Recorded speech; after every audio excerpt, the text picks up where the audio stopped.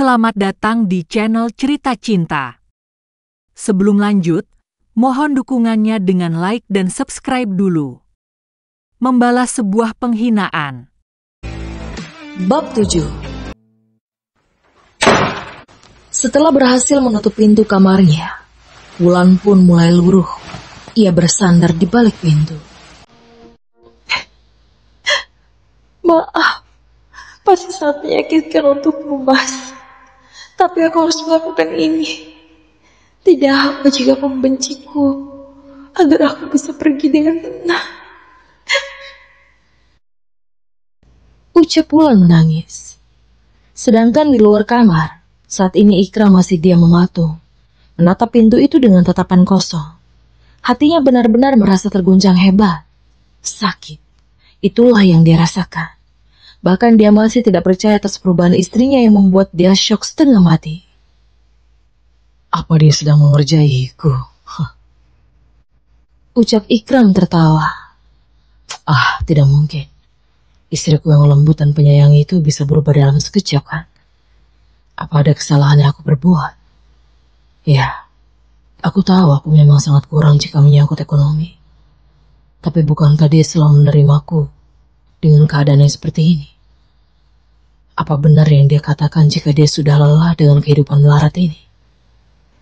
Tuhan, kenapa aku sangat miskin? Aku mohon, angkatlah derajatku.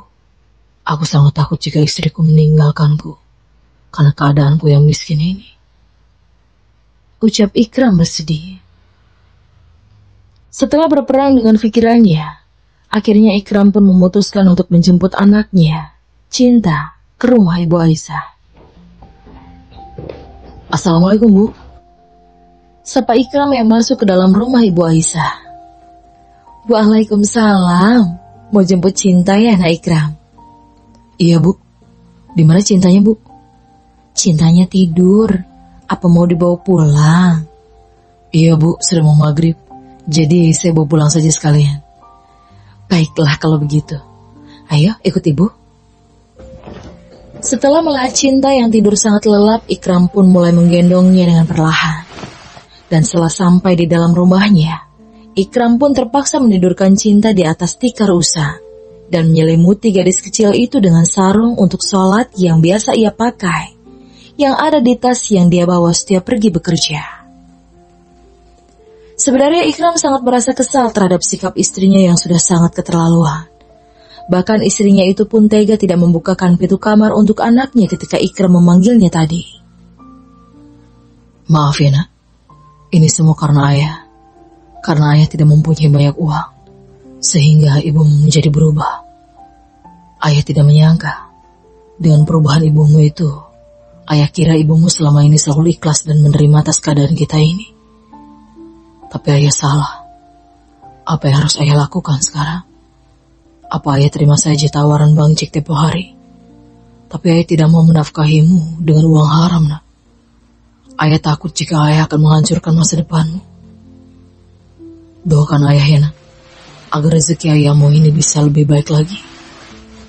Ucap Ikram dengan nada sedih sambil mengelus kening anaknya. Setelah merasa tenang, Ikram pun mulai bangkit untuk membersihkan diri dan melaksanakan sholat maghrib. Dia akan berusaha untuk tetap sabar dan berdoa agar istrinya bisa kembali seperti dulu.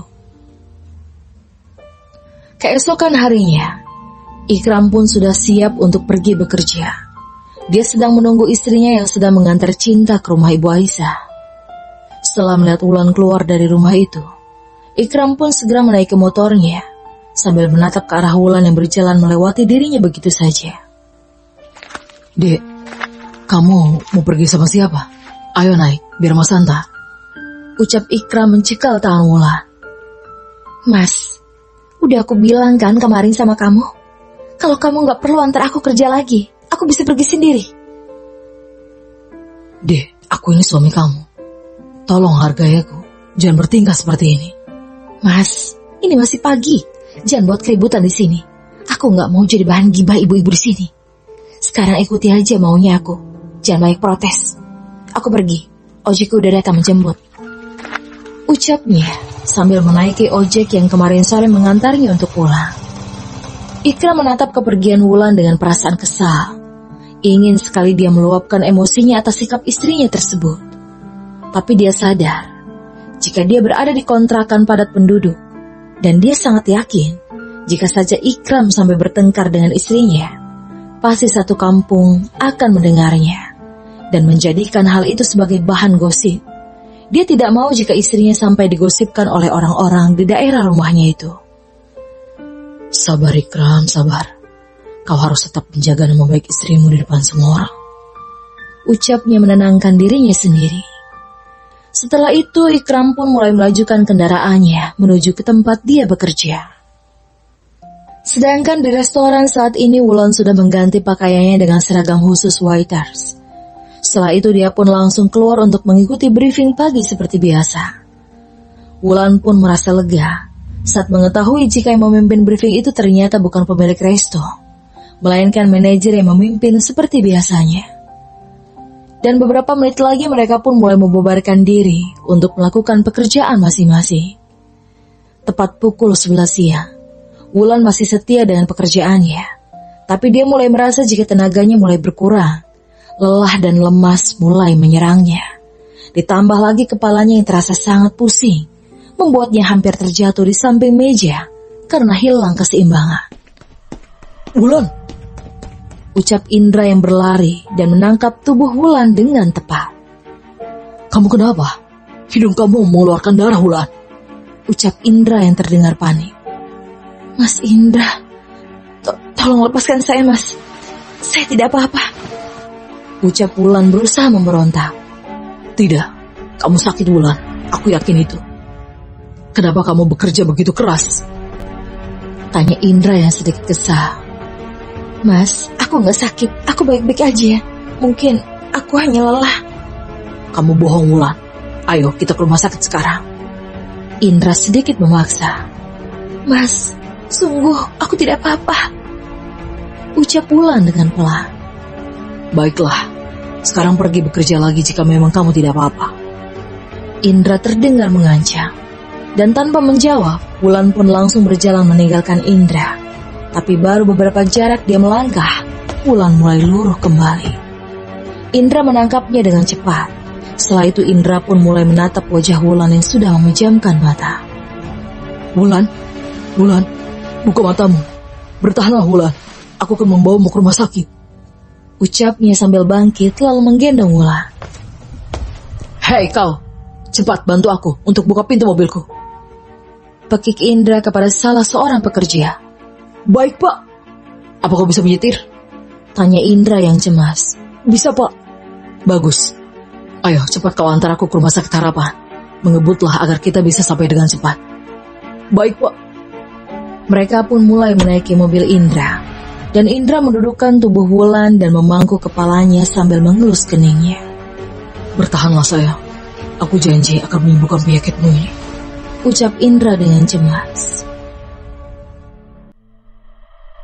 Sesampainya di rumah sakit, Indra pun langsung menggendong tubuh Wulan sambil berlari dengan wajah panik. Suster, tolong pasien ini sus. Jerit Indra menggema di koridor rumah sakit. Mereka yang mendengar jeritan Indra pun langsung menghampiri dengan membawa berangkar dorong untuk membawa Wulan ke ruang UGD. Sus, tolong bawa pacar saya ke ruang perawatan sus, dan panggil dokter Ina, karena dia yang sedang menangani penyakit pacarku ini sus. Ucap Indra yang khawatir. Baiklah Tuan, kami akan memberitahu dokter Ina, tapi kami tetap harus memberikan pertolongan pertama dahulu untuk pasien ini Tuan. Ujar suster menjelaskan. Iya, cepat. Tolong pacar saya. Lakukan yang terbaik. Saya akan membayar biayanya berapapun itu. Baik Tuhan. Anda bisa menunggu di luar agar kami bisa melakukan tugas kami dengan baik. Iya sus, lakukan yang terbaik. Jawab Indra dengan panik. Setelah melihat Wulan masuk ke dalam ruangan UGD, Indra pun mulai mondar-mandir ke sana kemari. Brengsek. Ini semua karena kamu penyebabnya miskin.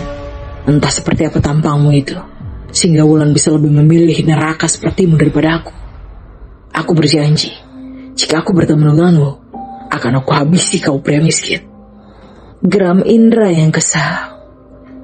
Hingga beberapa menit kemudian, Indra pun mulai merogoh saku celananya guna mengambil handphone miliknya. Dia berencana akan mengabarkan ibunya Wulan yang ada di kampung tentang penyakit Wulan yang mulai kambuh kembali. Suara telepon terdengar tersambung, akan tetapi belum diangkat oleh pemiliknya. Halo? Jawab wanita parubaya di seberang sana. Halo tante, ini aku Indra. Apa tante masih mengingatku? Tanya Indra. Indra. Oh, Nak Indra yang gagal menjadi calon mantu dulu ya? Ada keperluan apa ya, Nak? Jika mau menanyakan kabar tentang Wulan, Tante sudah tidak tahu kabar dia, Nak. Karena sudah 3 tahun sejak kepergiannya meninggalkan rumah bersama pria miskin itu. Dia tidak pernah sekalipun menghubungi Tante, Nak Indra. Jelas Ibu Wulan bersedih. Iya, aku tahu itu tante. Dan saat ini aku ingin memberitahu tante dan om jika aku sudah bertemu dengan Wulan di Jakarta. Apa?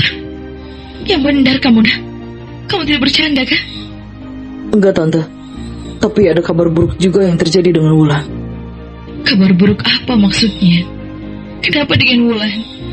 Apa terjadi sesuatu dengannya, Nak Indra? Tanya Ibu Wulan dengan panik. Iya tante, penyakit Wulan kambuh kembali tante. Dan saat ini aku sedang membawanya ke rumah sakit Harapan yang ada di Jakarta. Tolong tante kemari, keadaannya sangat kritis tante. Jelas Indra bersedih. Apa? Kenapa bisa penyakit anakku kambuh lagi? Setelah aku berusaha payah menyembuhkannya. Ini pasti karena Ikram yang tak tahu diri itu. Iya Indra, Tante dan Om akan langsung ke sana. Tolong Indra, kamu jaga Wulan ya, Nak. Tante mohon. Ucapnya menangis. Baik tante, aku akan tetap di sini menjaganya. Setelah itu panggilan pun mati. Indra pun kembali duduk di kursi tunggu. Dia meramas rambutnya karena merasa frustrasi dan marah. Setelah itu dia kembali menghubungi nomor seseorang. Halo bos, Sapa pria di seberang sana. Halo Bob, aku ada tugas untuk kamu. Tugas apa bos? Kami akan sangat senang bisa bekerja sama denganmu lagi. Kau carilah orang yang bernama Ikram. Dia tinggal di daerah Singgosari, daerah padat penduduk. Jika kau sudah mengetahui orangnya, besok kau pukuli dia saat dia berada di tempat yang sepi. Ingat, jangan gegabah. Aku tidak mau jika sampai berurusan dengan polisi. Baik bos, akan kami lakukan dengan rapi. Bagus. Aku tunggu kabar selanjutnya. Setelah menutup panggilan itu, Indra pun mulai tersenyum sendiri. Itu pelajaran untukku pria miskin, karena sudah membuat bulanku menderita. Sedangkan di tempat lain, tepatnya di desa yang ada di Bandung, wanita parubaya itu mulai mengamuk karena merasa sangat marah. Bapak, cepat ke sini, Pak. Apa toh, Bu? Kenapa sampai menjerit begitu manggilnya? Bapak kan masih bisa mendengar, Bu. Ibu Wulan yang bernama Ningsih itu langsung melayangkan sendal yang dia pakai olehnya ke arah tubuh Pak Adam. Bu, kenapa kamu nyambit Bapak? Tanyanya heran. Apa? Seharusnya aku menyambitmu itu dengan batu sekalian, Pak. Agar kepalamu itu bisa terbuka sekarang. Ini semua gara-gara kamu. Anakku pasti selama ini hidup menderita. Itu penyebabnya adalah dirimu. Orang tua macam apa kamu, Pak, yang tega menjerumuskan anak sendiri ke tepi jurang? Ayah macam apa kamu? Jerit Ibu Ningsih yang emosi. Bu, coba dijelaskan. Bapak tidak mengerti maksud perkataan Ibu. Anak kita itu cuma satu. Jadi anak yang mana yang sudah Bapak buat menderita hidupnya? Ya, anakmu memang satu, Pak. Dan kamu penyebab dia jadi sengsara. Dia pasti selama ini hidup dengan sangat susah. Aku kan sudah pernah mengatakan ini sama kamu dulu. Jika pria miskin itu tidak akan mampu membahagiakan anak kita. Tapi kamu tetap tidak percaya. Apa kamu tahu jika saat ini penyakit anakmu itu kambuh lagi, Pak? Dan dia sedang kritis di rumah sakit. Apa? Ibu tahu kabar ini dari mana, Bu? Nah, Indra menelponku, Pak. Ayo, Pak, cepat ke Jakarta, Pak. Iya, ayo Bu. Bawa uang simpanan kita, Bu. Aku tidak akan membiarkan anakku kenapa-napa. Setelah itu pun mereka mulai berkemas untuk pergi menuju Jakarta. Kau benar-benar membuatku kecewa, Ikram. Kau telah mengkhianati kepercayaan yang aku berikan padamu.